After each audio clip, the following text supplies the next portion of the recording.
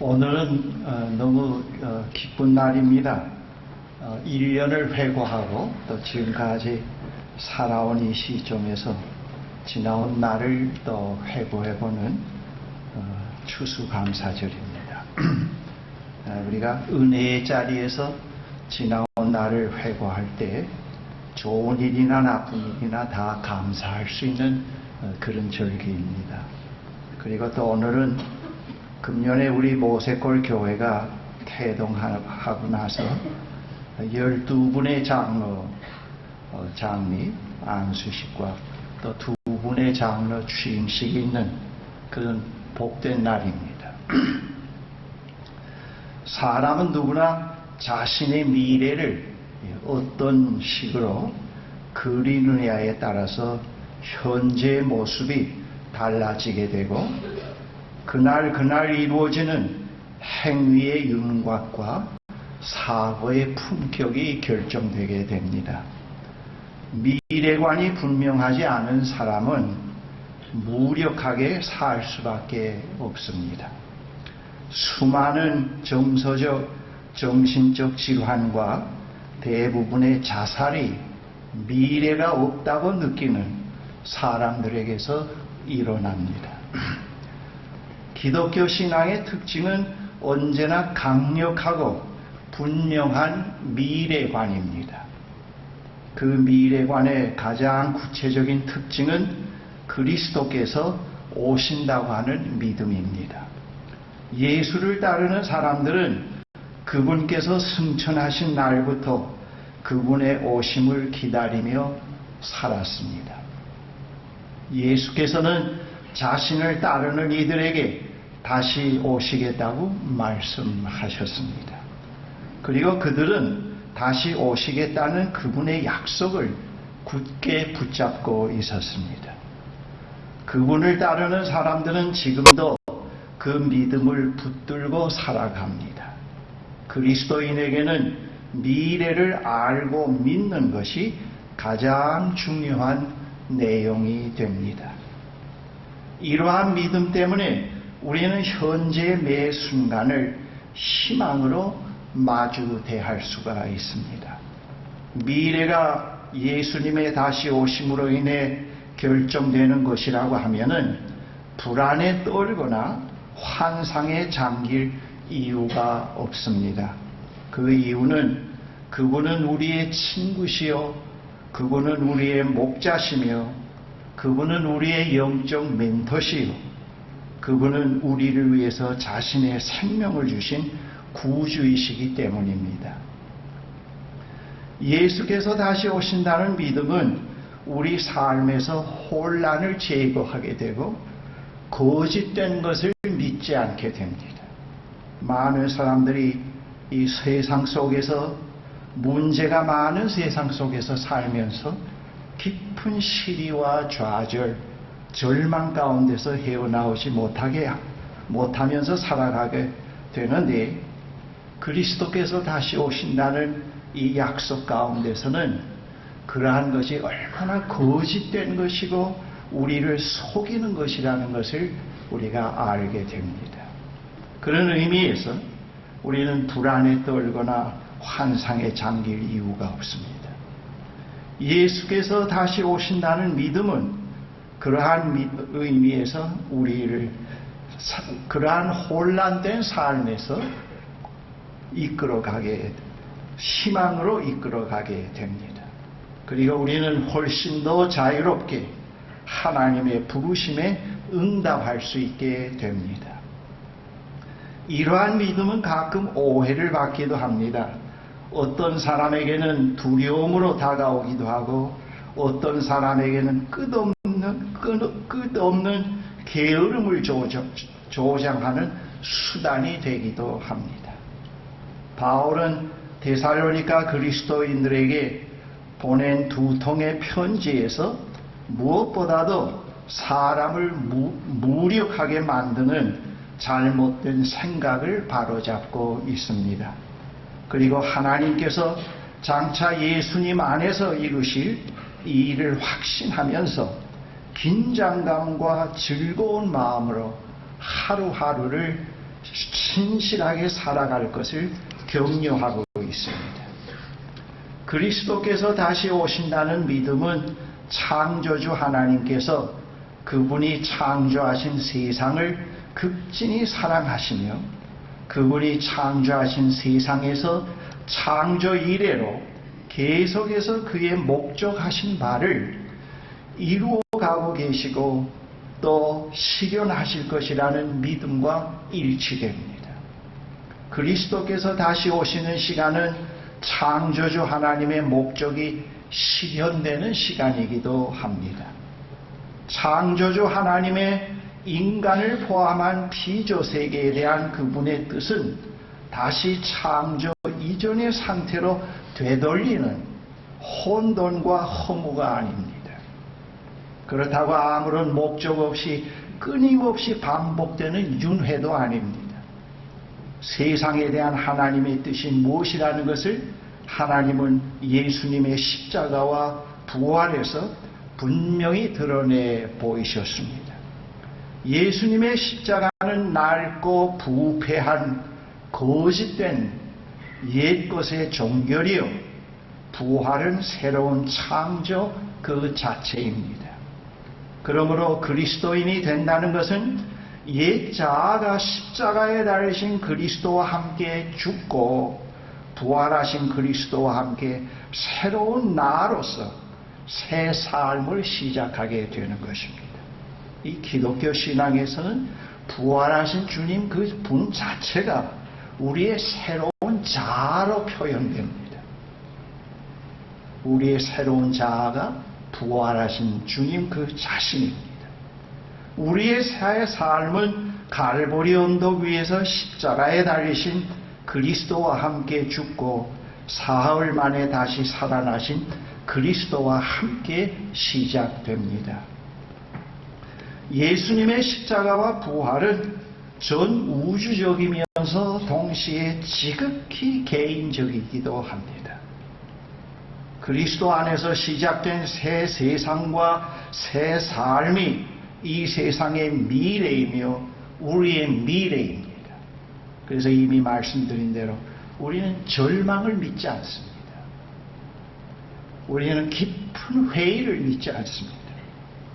우리는 깊은 실망에서 오는 좌절을 믿지 않습니다.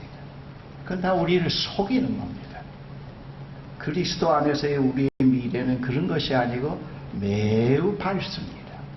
생명 그 자체요, 의 그 자체요, 삶 그 자체를, 우리 새 삶 그 자체를 우리에게 약속으로 주어지고 있습니다. 우리의 미래는 혼돈과 허무, 불의와 거짓, 사악함으로 끝을 맺는 희망이 없는 미래가 아닙니다. 그리스도께서 다시 오신다는 약속은 희망하는 바의 성취의 시간입니다. 부활하신 그리스도를 믿는 사람들에게는 이러한 미래의 삶이 현실에서부터 시작이 됩니다. 임영수 한 사람이 그리스도인으로서 인생을 청년기에 시작했다고 하면은 이미 이러한 희망의 새 삶이 부활하신 주님과 함께 시작되었다고 하는 그런 의미가 됩니다. 그리스도인의 일상은 그러므로 깊은 지하의 감옥에 갇혀 있는 것과 같은 절망과 좌절 가운데서 한숨을 쉬면서 그날을 연명해가는 것이 아닙니다. 그리스도인에게는 부활하신 그리스도와 함께 새로운 생의 여정이 시작된 그 순간부터 새로운 미래로 발걸음을 옮겨가게 됩니다. 많은 그리스도인들이 항상 자기 자아의 낡은 자아에 갇혀서 내가 얼마나 변했나, 성격이 얼마나 바뀌었나 항상 그것을 헤아리면서 사는데 그래가지고 희망이 없습니다. 언제나 내 자신에게 집착해서 무엇이 바뀌었나, 무엇이 변했나, 얼마나 착해졌나 그것이 아니고 우리에게는 언제나 하나님께서 그리스도 안에서 성령을 통해서 이루신 그 새 삶을 늘 묵상하면서 나가야 됩니다. 그리고 그 약속을 주신 그 하나님을 믿으면서 그분을 의지하면서 살아가야 됩니다. 이 신앙생활이 근본이 잘못되어 있어요. 기독교인이 된 순간부터 또 옛자로 돌아가서 그 낡은 옛자에서 갇혀서 무엇이 변했나 아무리 계산을 해봐도 변한 것이 하나도 없습니다. 그러나 우리를 사랑하시고 우리를 부르시는 하나님은 이미 우리를 위해서 이런 새 삶을 우리에게 주셨고 성령을 통해서 우리가 이 새 삶을 살아갈 수 있도록 우리를 만들어 가시는 그분이라는 것을 우리는 알고 그분에게 순종하면서 살아가는 법을 배워야 하는 것입니다. 그러한 희망을 가진 그리스도인들은 현실에 살면서도 현실에 집착하지 않고 현실에 집착하지 않으면서도 오늘이 영원한 것처럼 신실하게 살아가는 법을 배우게 됩니다. 그러한 희망은 우리를 욕심에서 자유하게 하고 불의와 타협하지 않게 하고 안일한 삶에 안주하지 않게 하고 창조적인 삶으로 계속 나아가게 합니다. 그리스도인들이 자기를 초월해가는 능력은 그러한 믿음과 희망에 근거하게 됩니다. 오늘 봉독해드린 이 본문은 사도 바울의 권면입니다. 이 권면에는 이러한 소망을 가진 형제 자매들이 그리스도 안에서의 사귐 가운데서 희망의 때를 내다보면서 함께 살아가는 그 아름다운 삶이 어떤 것이라고 하는 것을 묘사하고 있습니다. 다시 말씀드리면 그들이 살아가는 일상의 모습, 그러한 그 삶의 그 모습이 이 본문에 묘사되어 있습니다. 여러분, 제가 얘기한 것이 왜 틀림이 없는가 하면은 이 사도 바울은 그의 마음에 그 아름다운 희망의 공동체의 이미지를 갖고 있었습니다. 그 이미지를 갖고 있으면서 데살로니가에 살고 있는 형제 자매들에게 이것을 권면의 형식으로, 격려의 형식으로 이렇게 기록을 표현을 한 것입니다. 그래서 이 본문을 읽어보면은 그 이전에 바울의 마음 가운데, 생각 가운데 있는 그런 아름다운 공동체를 끄집어낼 수가 있습니다. 오늘 제가 이 본문을 가지고 그 바울의 마음 가운데 있는 그것을 갖다가 여러분들에게 소개하려고 합니다. 우리는 이렇게 삽시다, 시기하지 맙시다가 아니라 말이죠. 진정 그런 소망을 가지고 희망을 설계하고 있는 그 하나님을 믿는 사람들의 그 공동체는, 그 삶은 이런 것입니다. 바울이 그걸 여기서 얘기를 합니다. 먼저 이 본문에서는 그 형제자매들이 함께하는 사귐의 삶에는 그들을 섬기는 신실한 사역자들이 있다는 것을 여기서 말해줍니다. 그 사역자들은 오늘의 우리 시대에서는 목사가 될 수 있고 장로가 될 수 있고 권사도 될 수 있겠지.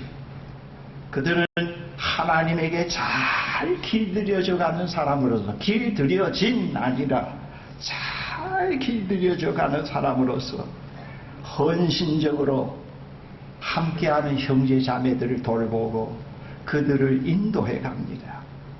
그리고 그들의 권위는 그들의 그 겸손과 그들의 헌신에서부터 그들의 지도력이 나오고 권위가 나오게 됩니다. 그래서 그 함께하는 형제 자매들이 그들을 사랑하고 그들을 존중해주고 그들을 아끼고 있습니다. 오늘 본문의 12절 13절에 이것이 이렇게 표현이 됩니다. 형제 자매 여러분, 우리는 여러분에게 부탁합니다. 새 번역입니다. 여러분 가운데서 수고하며 주님 안에서 여러분을 지도하고 훈계하는 이들을 알아보십시오. 그들이 하는 일을 생각해서 사랑으로 그들을 극진히 존경하십시오. 그랬습니다.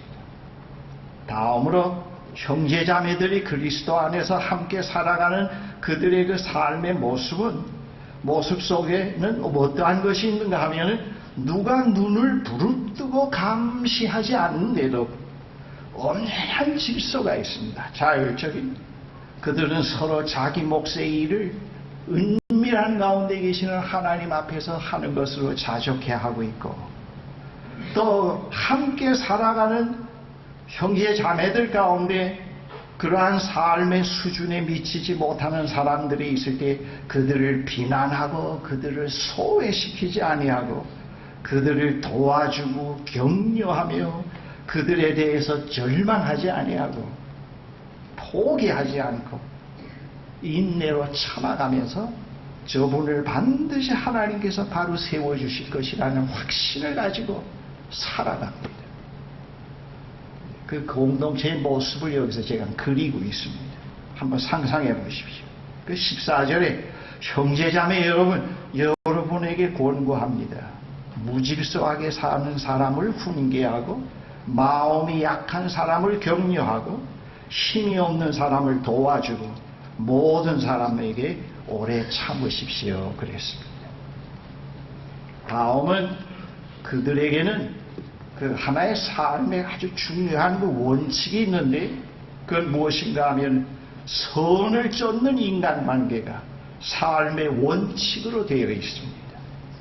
함께 살면서 서로 신경을 건드려서 화를 돋우지 아니하고, 그렇다고 뭐 피상적으로 마음은 열어놓지 않고 생글생글 그 표면으로 웃으면서 서로가 다치지 않으려고 하는 그런 것을 여기서 얘기하는 건 아닙니다. 서로 존경하면서 서로 화를 돋우지 아니하고 서로에게서 최선의 모습을 늘 찾아보면서 언제나 그것을 이끌어내기 위해서 최선을 다하면서 살아가는 그 모습을 여기서 그리고 있습니다. 15절에 아무도 악으로 악을 갚지 말고 도리어 서로에게 모든 사람에게 항상 좋은 일을 하려고 애쓰십시오. 그랬습니다. 다음으로 이 기다림 가운데 있는 형제 자매들이 이 관계성 속에서 이렇게 이런 삶을 구현해 나가면서 동시에 그 개인적으로 경험하는 것들이 있는데 그 개인적으로 경험하는 것들이 허무와 갈등과 무의미와 자기여갑과 시기 질투가 아니고 말이죠. 하나님과 깊은 사귐에서 그들의 경험하는 그 자기 경험을 기쁨이요. 그리고 감사라는 것을 여기서 말해주고 있습니다. 그러한 경험들이 그들의 삶을 생기 있게 만들고 함께 더불어가는 삶을 가능하게 만들고 서로를 세우는 일을 가능하게 하는 원동력이 됩니다. 그 본문의 말씀 16절 18절에 항상 기뻐하십시오. 끊임없이 기도하십시오. 모든 일에 감사하십시오. 이것이 그리스도 예수 안에서 여러분에게 바라시는 하나님의 뜻입니다. 그랬습니다.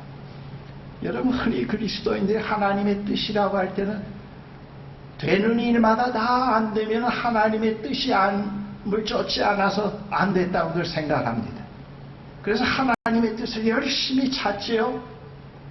왜 찾느냐? 뜻만 찾으면 실패가 없고 모든 게 형통하고 자녀들이 잘 된다는 겁니다. 안 되는 건 하나님의 뜻이 아니 돼서 안 된다고들 그렇게 얘기하는데 여기서 그 차원의 하나님의 뜻을 얘기하는 건 아닙니다.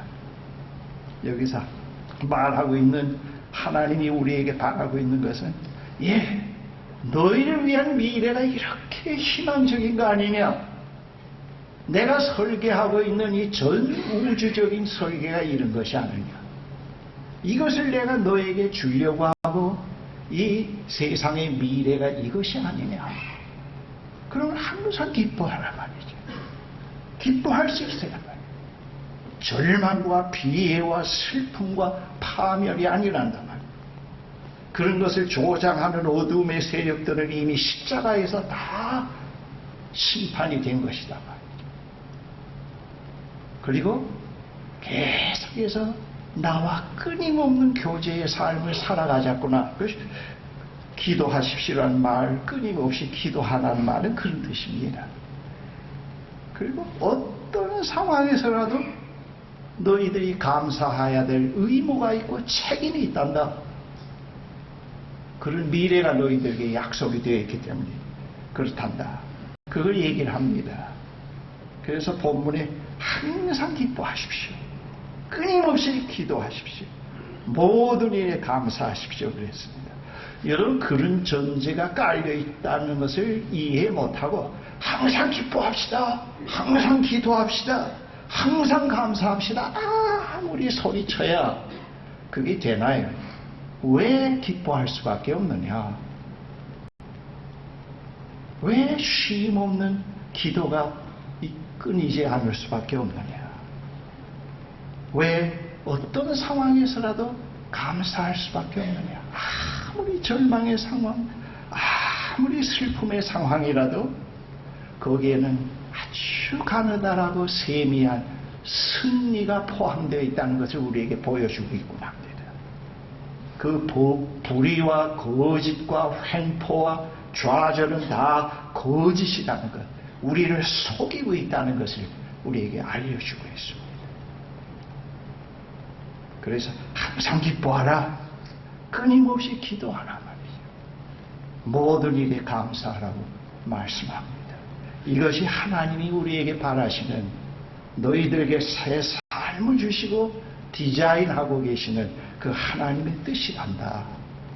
그 기쁨과 끊임없는 기도와 모든 일에 감사는 바로 그분을 향하신 그 계획에 대해서 전적으로 동의한다는 의미가 포함되어 있습니다. 다음은 그리스도 안에서 한 형제 자매로 살아가는 삶에는 다른 세속의 공동체와는 달리 성령의 활동이 억압당하거나 소멸되지 않고 아주 자연스럽게 이루어져 갑니다. 그리고 거기에는 성령의 감동 가운데서 말씀을 깨닫고 가르치고 들려주는 사람들이 있고, 그래서 그들 가운데는 거짓 선생들이 자리할 수가 없습니다. 그들은 낡은 것, 하나님과 사귐에 방해가 되는 것들을 과감히 버리게 됩니다. 그 말씀이 19절, 22절에 이렇게 표현이 되어 있습니다. 성령을 소멸하지 마십시오. 예언을 멸시하지 마십시오. 모든 것을 분간하고 좋은 것을 굳게 잡으십시오. 갖가지 모양의 악을 멀리 하십시오. 그랬습니다. 마지막으로 이 그리스도 안에서 희망의 미래를 내다보며 살아가는 형제 자매들은 그들이 그리스도 안에서 시작한 이 새 삶을 시작하신 그분이 끝까지 살아내게 할 수 있다고 하는 것을 확신합니다. 내가 착해지고 내가 의로워져서 끝까지 의인의 삶을 살겠다고 하는 그런 망상이 아니고, 그런 헛된 신앙이 아니고, 나에게 새 삶을 시작하게 해주신 그분이, 지금도 성령으로 나를 세워가고 계시는 그분이 분명히 이것을 끝내주실 것이다. 그래서 그 대상의 신앙이 내가 아니고 하나님입니다. 그 하나님을 자꾸 신뢰하면서 나아갑니다. 그것을 여기서 말합니다. 분명히 그분이 이루실 것이다. 그러므로 그들에게는 언제나 확신이 있고 어떤 환경에서라도 상황에서라도 절망하지 않는 감사가 있게 됩니다. 본문 23절 24절에 평화의 하나님께서 친히 여러분을 완전히 거룩하게 해주시고 우리 주 예수 그리스도께서 오실 때에 여러분의 영과 혼과 몸을 흠없이 완전하게 지켜주실 것을 빕니다. 여러분을 부르시는 분은 신실하시니 이 일을 또한 분명히 이루실 것입니다. 뭘 믿느냐 말이지. 뭘 믿느냐? 나는 이것을 믿습니다. 그것이 바로 진리를 믿는다는 겁니다. 진리를 믿는다. 나는 진리를 믿고 있다. 이러한 믿음 속에서는 고집된 확신이 자리할 수가 없습니다. 자꾸 우리는 내가 얼마만큼 배운했는가, 내가 이걸 감당할 수 있겠는가, 자꾸 자기에게 집착하고 자기가 중심이 되어서 무엇을 이루려고 하는데 그건 잘못된 겁니다. 오늘 본문에서는 그것을 달리 우리에게 바꾸어 줍니다. 그래서 예수 믿고 하나님께 대한 신뢰가 깊어질수록 자꾸 강박관념이 없어지잖아요. 왜 아멘 안 해요? 그 경험들이 없어서 그럴까요? 나 같으면 그런 얘기하면 아멘 아멘 하고 손을 들 것 같아요. 그리고 암시가 없어진다고요. 그리고 평화가 온다고요. 그분을 믿기 때문에. 이 믿음을 자꾸 암시로 강박관념으로 만들어내려니까 긴장이 되고 초조해지고 그러지요. 그것이 아니에요. 하나님에 대한 깊은 신뢰가 싹트기 시작하고 존재의 뿌리가 그리스도에게 내려지기 시작을 하면서 우리는 정말 그 자유함을 갖게 됩니다. 사랑하는 형제 자매 여러분, 우리는 새 일을 시작하신 하나님의 새 창조 가운데 있는 사람들입니다. 여기에 대해서도 아멘 해야 돼요. 왜 이렇게 조용합니까? 우리에게 다가오는 미래는 혼돈과 허무가 아닌 새 하늘과 새 땅입니다. 그러한 하나님의 창조의 활동에서 우리 모세골 교회가 태어난 것입니다. 그래서 우리는 이 희망의 공동체라고 하는 것, 그리고 우리가 살아가야 될 삶의 방식은 그 희망 속에서 구현해야 돼. 성령의 인도하심 속에서 구현되어 간다는 것을 늘 우리가 생각을 해야 됩니다. 그래서 오늘 되어지는 일에도 우리의 마음 가운데 뭔가 자꾸 빠져나가고 싶고 소외되고 싶고 그렇지만은 우리는 그걸 넘어설 수 있습니다. 함께 기뻐하고 함께 축하하고 우리가 뽑은 그분들이 더 신실해져서 더 참돼서 우리가 그분들을 깊이 존중하고 사랑할 수 있다. 그분들이 교회를 잘 섬길 수 있게 해 주시옵소서. 비록 질투가 있더라도, 비록 시니컬한 어떤 비꼬는 감정이 있더라도, 얘야, 임영수, 나는 너 그런 감정을 믿지 않아. 우리 같이 참여하자고 그런단 말이에요. 그렇잖아요? 네. 웃는 거 보니까 다 있는 것 같네요. 그걸 인정해야 돼요. 그거 인정 안 하면 그건 거짓말입니다. 그럼에도 불구하고 아버지께서 허락하신 이 새 삶에 우리가 동참합니다. 그것이 자기를 초월하는, 자기를 넘어서는 한 단계라고 말씀드릴 수가 있습니다. 다시 오늘 본문의 내용을 다시 한번 요약해서 말씀드리면, 우리는 권위에 대한 바른 인식, 서로 존귀히 여김, 서로 화목함, 균형 있는 인간관계, 그리고 선을 쫓는 인간관계, 그 다음 개인적으로는 늘 기뻐하고 쉬지 않고 늘 하나님과 깊은 사귐의 대화가 있는 사람, 봉사에 감사함, 그리고 우리 가운데서 아름다운 공동체를 이루어가고 세워가시고 치유해 가시는 그 성령을 소멸하지 않는 것, 늘 그분에 대해서 개방적이 되는 것, 환영하는 것, 그리고 예언을 멸시하지 않는 것. 이 예언을 다다다다 방언을 얘기하는 게 아니에요. 하나님의 말씀을 깊이 묵상하고 거기에서 오는 깨달음, 지혜, 미래의 사건을 말해주는 것을 말합니다. 그리고 하나님에 대한 깊은 신뢰와 같은 삶의 방식을 우리는 계속 배우고 훈련해 나가고 익혀야 됩니다. 우리 이런 공동체의 상을, 이미지를 늘 품어야 돼요. 이 말씀을 훈계로 무슨 자구로 생각을 해서 뭐 거룩하라, 화목하라, 그래봐야 이루어지지도 않는다. 자기는 안 되면서 자꾸 남에게 뭐 순종하라, 뭐 그럴 수가 있잖아요.